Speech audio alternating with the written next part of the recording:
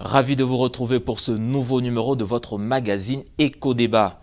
L'Afrique offre plus de chances que de risques, mais il reste encore beaucoup à faire. C'est ce qu'a déclaré la chancelière allemande Angela Merkel lors de sa rencontre avec les 12 chefs d'État africains qui ont initié le programme Compact with Africa, un message qui traduit la nouvelle dynamique de coopération économique entre l'Allemagne et le continent africain. Qu'est-ce qui motive ce regain d'intérêt pour l'Allemagne sur le continent africain? Quels sont les grands chantiers de la diplomatie allemande en Afrique? Quelles sont les opportunités que l'Afrique de l'Ouest peut tirer de cette nouvelle orientation? On en parle dans votre émission. Je reçois pour vous aujourd'hui M. Martin Kover. Vous êtes conseiller politique et économique à l'ambassade d'Allemagne en Côte d'Ivoire. Merci d'avoir accepté notre invitation. Merci beaucoup pour l'invitation. Et avec vous sur ce plateau, Aouya Kouakou, vous êtes consultant, journaliste économique. Merci d'avoir accepté aussi notre invitation. Merci, cher confrère. Alors, nous parlons de ce regain d'intérêt que l'Allemagne démontre à l'endroit de l'Afrique. L'Allemagne intensifie sa diplomatie économique sur le continent africain ces dernières années. Comment est-ce qu'on peut expliquer ce regain de dynamisme au niveau de la diplomatie allemande? On a vraiment constaté un change de paradigme, de perspective en Allemagne vers l'Afrique entière dans les dernières années. C'est plus la perspective d'un continent qui est plutôt une source des problèmes ou des crises, mais plutôt un continent des perspectives de potentiel, le continent du futur. On a réalisé que notre voisin, c'est pas l'Asie, c'est pas l'Amérique du Nord, c'est en fait l'Afrique.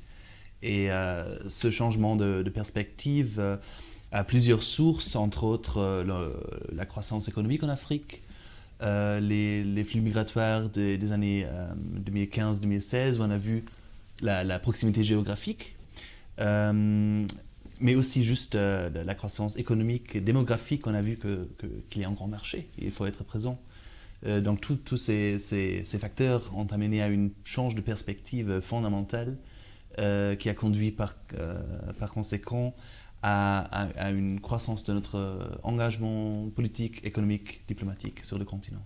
Alors, un engagement qui est aussi vraiment accompagné ou bien accueilli par les chefs d'États africains. Qu'est-ce qui explique cette particularité, cette ouverture que les États africains offrent à l'Allemagne dans ces conditions-là? Il faut le dire, l'Allemagne est une puissance économique, la quatrième puissance économique mondiale, la première de l'Union européenne. Et cette puissance économique, le constat est que cette puissance est en retard sur le continent. Et cette puissance qui n'a plus de colonies, qui n'a pas gardé les relations comme les autres puissances avec leurs colonies, qui s'est détachée un peu, a perdu la place sur le continent. Comparativement aux autres puissances économiques comme les États-Unis, la Chine, l'Allemagne est derrière. Donc, l'Allemagne, comme l'a dit le conseiller, a vu qu'il y a une opportunité, il y a d'énormes opportunités en Afrique. Il faut les saisir. Mais le continent aussi s'est rendu compte que l'Allemagne a une spécificité. C'est son dynamisme en matière industrielle. Or, c'est ce qui manque à notre continent pour pouvoir nous projeter dans l'avenir. Et donc, face à ce gap-là, les chefs d'État africains ont pris conscience qu'il faut se trouver de nouveaux alliés, de nouvelles alliés, de nouvelles opportunités. Il faut se tourner vers l'Allemagne. Je pense que cela peut expliquer cette ouverture, ce bon accueil à l'endroit des opérateurs allemands. Mais l'Allemagne, c'est aussi, vous l'avez dit tout à l'heure, la première puissance économique au niveau de l'Europe. En matière de bonne gouvernance, on va le dire, c'est un modèle, c'est un exemple. Le fait que l'Allemagne décide de revenir sur le continent africain, quelque part, est-ce qu'il y a des indices de bonne gouvernance au niveau des pays africains, ou bien c'est cette nouvelle dynamique que l'Allemagne veut aussi impulser à ses États? C'est fortement lié. Vous avez déjà mentionné le compact avec l'Afrique. L'idée, c'est d'accompagner les réformes pour d'abord améliorer le cadre de l'investissement, mais ça, c'est bien sûr fortement lié à la fiabilité des investissements. Est-ce qu'il y a un système judiciaire fiable, indépendant? Donc, pour améliorer le cadre de l'investissement, c'est fortement lié aux questions des indices que vous avez mentionnés. Et au même temps, c'est l'investissement privé qui est renforcé dans ce projet, dans le compact avec l'Afrique, par les structures étatiques. Donc c'est tout connecté, comme toujours. On espère d'être là au bon moment pour accompagner l'Afrique sur ce chemin. Au bon moment pour accompagner l'Afrique, justement, il y a eu un concept qu'on a connu ou qu'on connaît toujours, Compact with Africa. C'est quoi exactement ce projet? C'était la présidence allemande du groupe G20, des 20 plus grandes économies du monde, en 2017. Et c'était en fait la première fois que ce groupe s'est occupé vraiment avec une priorité avec l'Afrique, sous notre présidence. Et l'idée de Compact avec l'Afrique, c'est de former des partenariats avec des pays africains pour améliorer le cadre de l'investissement et en même temps de renforcer les investissements privés avec le soutien étatique.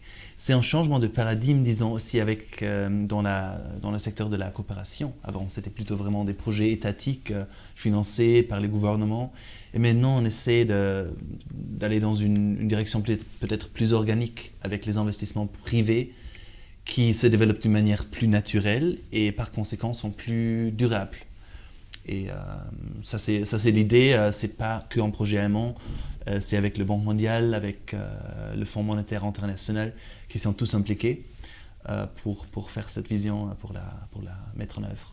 Justement, c'est vraiment un changement de paradigme, même comme on a pu le constater, parce qu'on voit que l'Allemagne passe en quelque sorte de l'aide au développement à l'accélération, à l'accentuation des investissements privés sur le continent africain. On ne peut pas le dire tout de suite comme ça. C'est vrai que la volonté y est. L'Allemagne a manifesté une volonté de changer de paradigme, comme il a dit, d'investir sur le continent, de passer de simple donateur à un investisseur. Mais là, on n'y est pas encore. Aussi, on fait le point. L'Allemagne, malgré tous ses atouts en termes d'industrialisation, n'arrive pas encore à devenir une puissance en matière d'investissement sur le continent. Mais depuis 2017, avec la grande chancelière Angela Merkel, la volonté est manifeste. L'année qui a suivi, il y a eu encore une rencontre avec les chefs d'État africains pour pouvoir entériner cette volonté. Beaucoup de chefs d'État africains d'ailleurs ont soumis des projets économiques à l'Allemagne à l'issue de différentes rencontres. Le Bénin, la Guinée qui dans le cadre des énergies renouvelables, beaucoup d'autres, dans d'autres secteurs. Depuis lors, il y a eu quand même des conventions bilatérales avec différents États pour investir sur le continent. Mais on n'y est pas encore, mais la volonté est manifeste. L'Allemagne sait que bien sûr, avant la pandémie, le coronavirus, le continent était dans une forte croissance. Et donc, forcément, il faut saisir des opportunités sur le continent. Le constat est que l'Allemagne, qui est la première puissance économique, n'investit qu'en Europe de l'Est, en Amérique du Sud, dans d'autres pays, mais pas en Afrique, véritablement, à part l'Afrique du Sud. Et maintenant, avec peut-être le Ghana et le Rwanda, il n'y a pas véritablement d'investissement. Donc, c'est vrai qu'avec la Côte d'Ivoire, la Côte d'Ivoire fait partie des 10 pays principaux où l'Allemagne investit en Afrique, mais la première puissance économique européenne a du retard sur ses concurrents, sur la Chine, sur les États-Unis. Donc, je pense que la volonté est manifeste maintenant. Nous attendons maintenant que, peut-être après la crise du coronavirus, que cette volonté soit plus manifeste et que on voit plus d'industries s'installer sur le continent. Vous avez certainement, peut-être je peux répondre directement, vous avez certainement raison qu'il y a un énorme potentiel qui n'est pas encore valorisé de la présence économique allemande en Afrique en général. Ce sont, comme vous avez déjà mentionné, les liens historiques qui jouent un rôle important. Pour des autres pays, pour nous, ça n'existe pas dans la même manière. Mais en même temps, il faut prendre en considération, prendre en compte que pour une entreprise de changer la stratégie de l'investissement, de changer le focus de l'Asie, des Amériques vers l'Afrique, ça prend un peu de temps. Donc ça a commencé en 2017 avec la présidence allemande du groupe G20. Et ça prend un peu de temps de mettre en œuvre les instruments de financement, les structures d'accompagnement des entreprises. Et maintenant, en fait, dès mon arrivée ici en Côte d'Ivoire l'été passé, que je vois vraiment une forte hausse de l'intérêt des entreprises allemandes au moins en Côte d'Ivoire, c'est ce que je vois. Juste le mois passé, par exemple, nous avons organisé une table ronde pour les entreprises allemandes. Il y avait une quarantaine qui ont participé, c'était juste par Webex, une format virtuel, c'était plus que dans le table ronde pour le Ghana, où il y a une très forte présence économique allemande déjà. Donc on voit que peu à peu ça arrive, les instruments de financement arrivent à motiver, à encourager les entreprises de vraiment faire le pas vers l'Afrique. À Korogo, juste en train de construction, le plus grand centre solaire du pays. C'est un projet dans le cadre du Compact avec l'Afrique. À Bassam, à Vitib, il y a une entreprise allemande d'Aslabois qui sont en train de construire la première production des tests Covid en Afrique. Donc on voit de peu à peu des projets qui arrivent et si on continue avec ce trend, je crois, avec cette tendance, je crois qu'on va y arriver. Et justement, ces instruments financiers économiques que l'Allemagne déploie, comment est-ce que cela est coordonné au niveau des pays africains? Est-ce que vous avez des organisations qui sont censées accompagner cela ou tout est piloté par l'ambassade? Le système allemand, c'est très décentralisé, donc nous n'avons pas juste une organisation, mais beaucoup qui s'en occupent de l'accompagnement des entreprises. Ça dépend, alors si on est en PME, si c'est une entreprise plus grande du secteur, pour en fait faciliter l'accès à ces structures, nous avons créé le réseau économique allemand en Côte d'Ivoire, le REACI. Si les spectateurs ont intérêt, nous avons une page web reaci.ci où on voit toutes les différentes institutions qui travaillent avec. Et ce sont des institutions qui offrent du financement, d'accompagnement, vraiment du coaching pour les entreprises quand ils font le pas vers l'Afrique. Nous offrons de la formation spécifique pour des différents métiers techniques pour les entreprises une fois qu'il y a une demande. Il y a une grande diversité en fait, des instruments que nous offrons à nos entreprises pour faciliter ce pas qui est quand même relativement grand aux entrepreneurs allemands qui n'aiment pas trop le risque. Qui n'aiment pas trop le risque, mais inversement, je vais vous laisser réagir sur sa réponse. Mais en plus, on voit tout ce mécanisme que l'Allemagne met en place pour ses opérateurs économiques pour qu'ils viennent investir ici en Afrique, en Côte d'Ivoire, au Ghana et autres. Est-ce que dans le sens inverse, vous avez connaissance de certains instruments que les États africains, par exemple la Côte d'Ivoire, peut déployer pour faire profiter ces opérateurs privés ivoiriens pour aller investir en Allemagne? Il faut dire qu'on est plus dans la situation où nous attendons les investissements directs étrangers, dont ceux de l'Allemagne, dans le domaine de l'automobile, de la pharmacie, de l'agriculture également. L'Allemagne, par exemple, investit beaucoup dans le domaine de la NACAD au Ghana. Donc, on est plus dans ce dynamisme. On a on arrive à moins se projeter. Déjà, même dans nos sous-régions, on arrive à moins se projeter dans les autres pays. C'est un effort qui a commencé depuis quelques années. Donc, conquérir un marché comme l'Allemagne en termes d'investissement n'est pas facile. Surtout que, comme je l'ai dit, c'est la première puissance et cette puissance est marquée par l'industrialisation. L'Allemagne est fortement industrialisée, près de 39% du PIB que l'industrie pèse dans l'économie allemande. Vous imaginez, nous avec nos PME, c'est un challenge, mais je ne pense pas que pour le moment on arrive à conquérir ce marché. Mais il y a des contacts, il y a des entreprises, des partenariats pour faciliter cela, mais pour le moment, à mon avis, on n'a pas véritablement encore réussi à conquérir ce marché. Et justement, vous parlez d'industrialisation, de la technologie allemande. On connaît tous l'industrie allemande, surtout au niveau de l'automobile et autres. Est-ce que dans les années à venir, dans le cadre de cette coopération, on peut s'attendre à voir bientôt en Afrique des usines de montage de véhicules allemandes ou même des véhicules made in Africa? Pourquoi pas? En fait, il y en a déjà en Afrique du Sud, au Ghana. Il y a déjà une usine. Au Rwanda aussi. Au Rwanda aussi, vous avez mentionné ça, oui, avant notre enregistrement. Donc ça existe déjà. Mais alors il y a des marques très connues de de l'industrie allemande. Mais en fait, la base de notre puissance économique, ce ne sont pas les grandes entreprises, ce sont les PME. Nous les appelons les hidden champions, les leaders mondiaux cachés. Ce sont des leaders mondiaux dans leur petite niche, dans leur petit secteur, pas forcément des marques qu'on connaît comme consommateurs, mais ils sont là-dedans dans beaucoup de produits que vous utilisez aussi à la maison. Et ce sont ce PME, une fois qu'ils sont présents, c'est là que l'économie allemande est présente. Et on voit ça de plus en plus en Côte d'Ivoire également. D'abord, c'était que les grandes entreprises qui étaient là.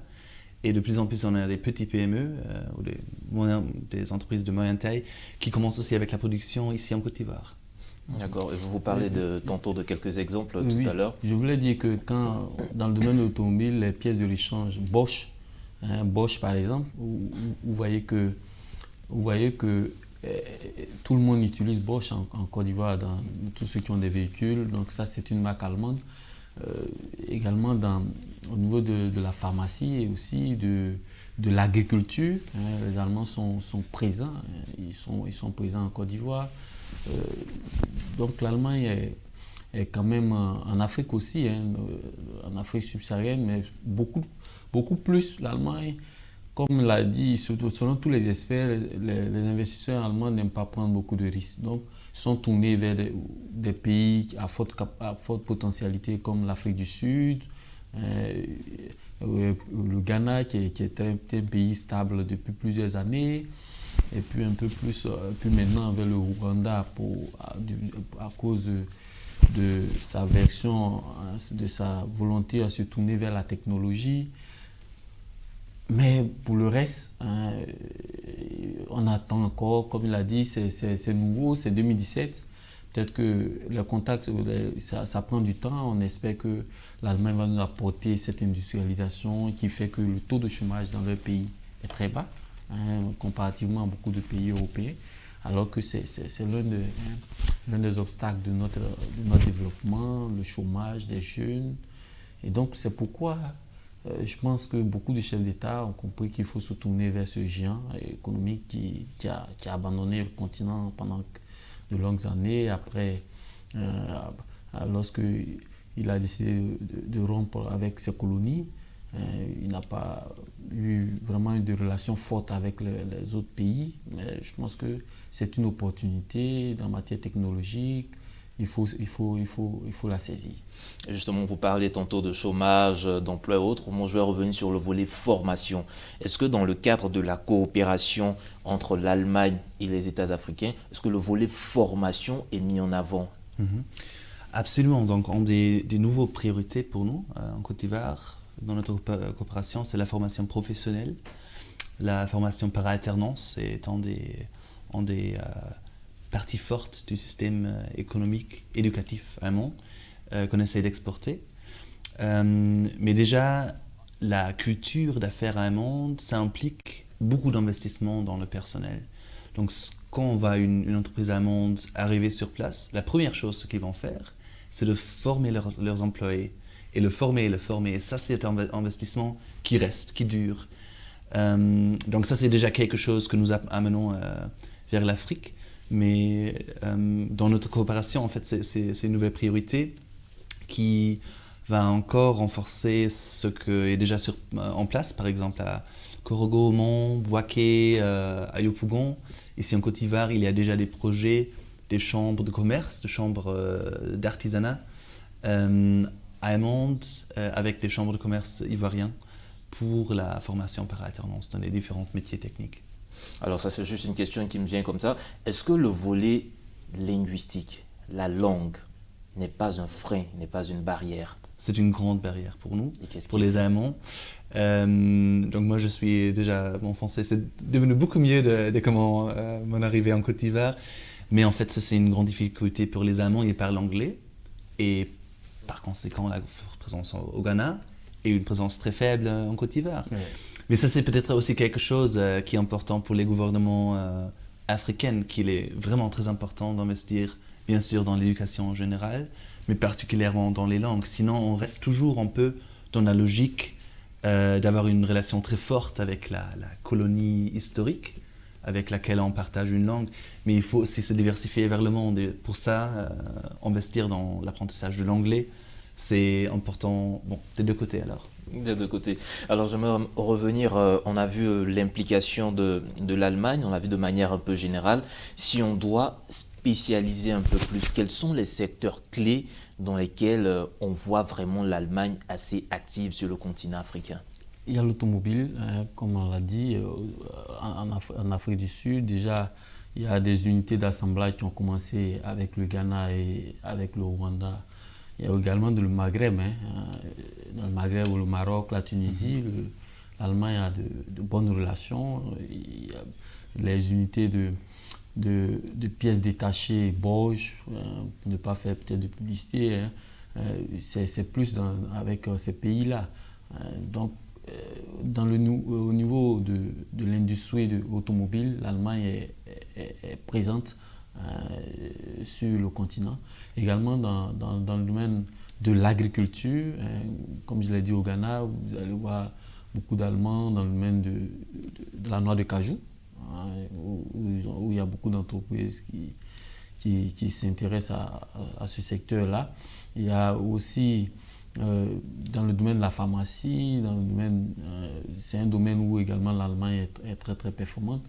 Donc, sur ces segments-là, ce pays, ce géant d'Europe est présent en Afrique. Maintenant, le seul reproche qu'on fait à ce grand pays en matière économique, c'est que c'est seulement sur certains pays. Ils ont commencé avec l'Afrique du Sud, maintenant, comme je l'ai dit, un peu plus au Maghreb, avec le Maroc et la Tunisie.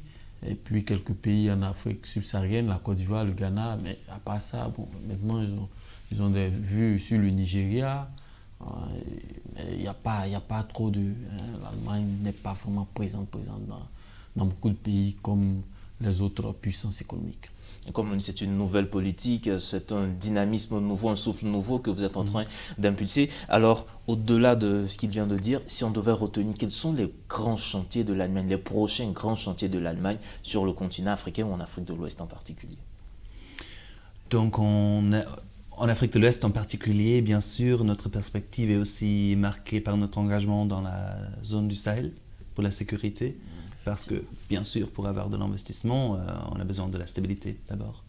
Donc, pour la politique allemande en Afrique de l'Ouest, pour impulser le développement économique et la coopération économique, nous avons besoin d'une stabilité, donc la présence allemande militaire au Mali, mais également l'approche un peu plus alors pas que sécuritaire, mais pour la stabilisation des zones du Nord dans les pays du Golfe de Guinée. Ça, c'est quelque chose que nous faisons avec beaucoup de conviction parce que nous trouvons que c'est le premier pas pour assurer une croissance économique au long terme.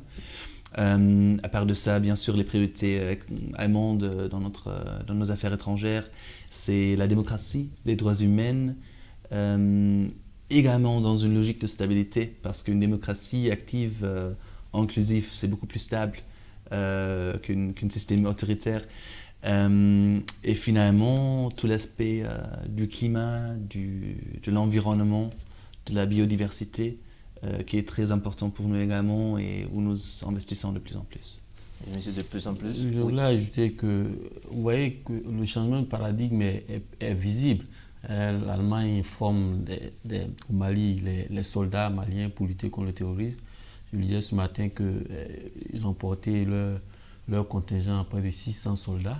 Ils étaient à 400, il y a plus de 150 de plus hier qui vont rejoindre ce contingent. Donc ça veut dire que l'Allemagne veut vraiment manifeste la volonté vraiment d'être présent sur le continent.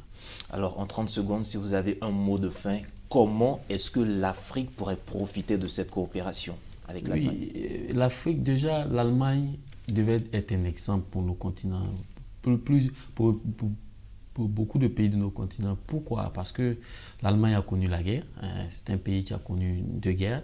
L'Allemagne, c'est aussi un pays qui était divisé. Vous avez vu, mais nous aussi, beaucoup de nos pays sont confrontés à ces réalités. La guerre, il y a eu la division souvent de nos États pour des raisons soit pour des raisons politiques ou même pour des raisons religieuses.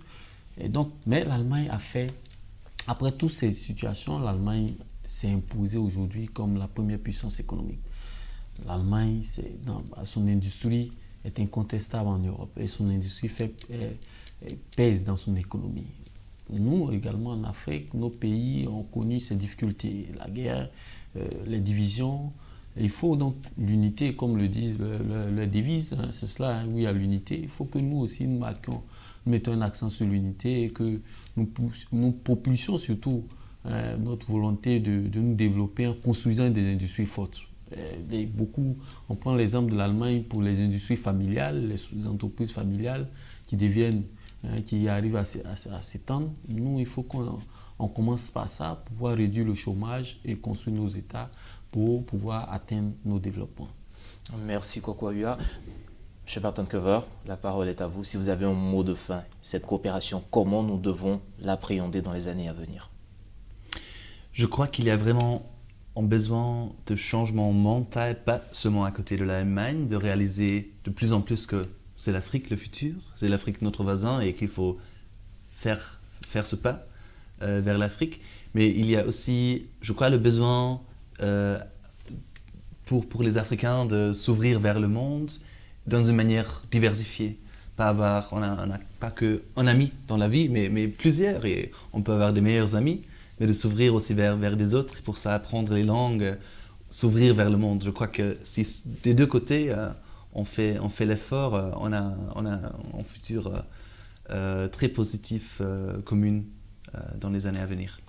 Merci encore, M. Martin-Koever. Je rappelle que vous êtes conseiller politique et économique à l'ambassade d'Allemagne en Côte d'Ivoire. Et avec vous, nous avons parlé de cette nouvelle coopération. Avec vous sur ce plateau, Awia Kwaku, journaliste économique. Merci encore pour vos contributions. Merci. Mesdames et messieurs, c'est ici que se referme cette émission Éco-Débat de ce jour consacrée aux relations entre l'Allemagne et l'Afrique. Agréable suite au programme sur nos antennes.